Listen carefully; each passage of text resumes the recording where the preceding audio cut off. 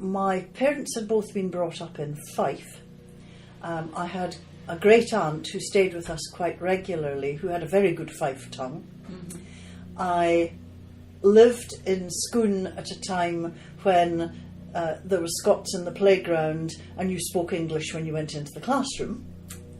And when, in fact, people would move without consciousness, really, between the two. I never had the sense of self-consciousness about Scots that I had about one of my classmates at Scone who spoke Gaelic in the playground and was belted for doing so. Oh, goodness.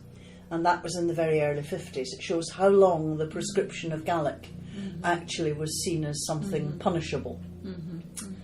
And the use of the Scots didn't throw me. I mean, Aince Upon a Day was my party piece. That's one of the Scots poems. And you were familiar with all the words? Familiar with the majority of the words. Occasionally I would find something I stumbled over. But I'm very much aware that my children would stumble much more and my grandchildren probably more still. That's something that I think, to some extent, Standard English on the BBC has a large responsibility for standardising the language. I mean, my father undertook the test that there used to be, that if you could give the Scots terms for 20 defined things, they could place to within a parish where you came from.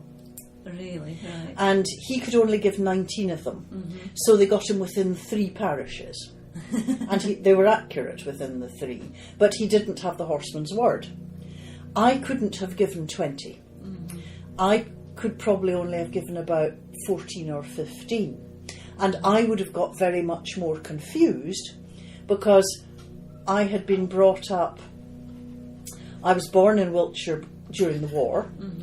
I started learning to speak when my parents were back demobbed in the house that they'd had pre-war in Dunfermline.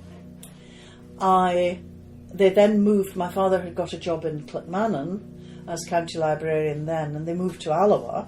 And I went to school first in Alloa. Then we moved to Scone when I was still at early schooling, but I went right through primary school in Scone and up to the high school there, and then we moved to Ayrshire. And so if I was asked what I would call an earwig, I wouldn't know whether to say a clipshear or a gollach or a forky tail, because I would use all 3 equally easily. And so I would be very difficult to place on that sort of thing. Because you have lived in... Because I've lived in the different places. But I don't know what my grandchildren would say if I asked them. I suspect they would say an earwig.